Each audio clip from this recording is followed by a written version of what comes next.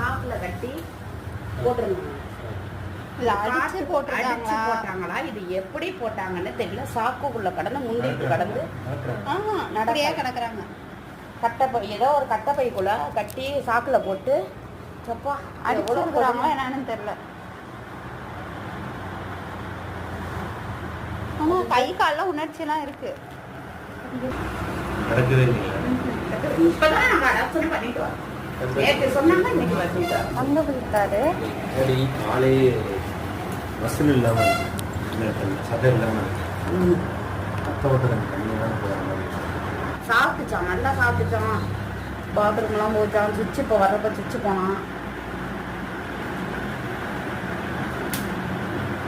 என்னதான் அதை கொண்டு போய் காட்டில் போட்டாங்களோ மனசு சரி பயமா இருக்கு எனக்கு. என்ன அப்படி ஒரு இது துரோகம் பண்ணிடுச்சு. உலகத்துல இல்லாத துரோகம், மனிதன் செய்யாத துரோகம் அது பண்ணிடுச்சா? அதான் சுதந்திரம். கடவுளே நல்லா நான் போதுமே இதை காப்பாற்ற தெரியுதுங்களா? பள்ளம் தெரியுதுங்களா? இது வந்து இது வரைக்கும் ஃபுல்லாவே சடையா இருந்தாங்க. ஃபுட் இல்லாமல் இங்கதான் ஃபர்ஸ்ட் சதை அதிகமா இருக்கு. அப்படியே உங்களுக்கு கம்மியாயிருக்கு. ரத்த ஓட்டம் கம்மியாக போயிருக்கு.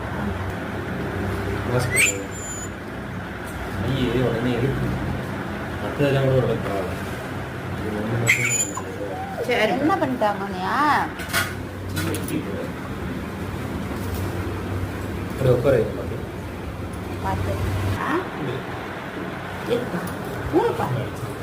கருத்துல அடிச்சிருக்காங்க. அடிச்சு தூக்கி போட்டிருக்காங்க. இது என்ன பண்ணுச்சு இந்த பச்சை பிள்ளை?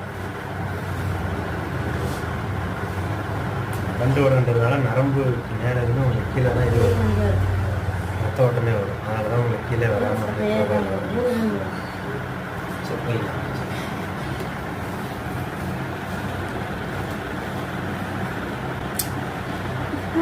இந்த மேலே இருக்கிறதுனால தான் நம்ம தூக்குறோம். நமக்கு தான் உடனே கால் பண்ணுறாங்க. இப்போ நான் தூக்க மாட்டேன்னு சொல்ல முடியலை எங்களால்.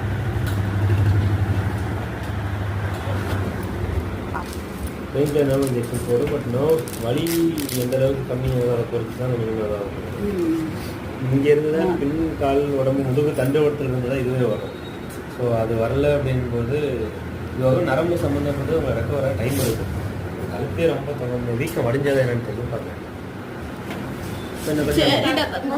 சரி தங்கம், சரி சரிம்மா, சரிடா தங்கம், சரியாகணும்.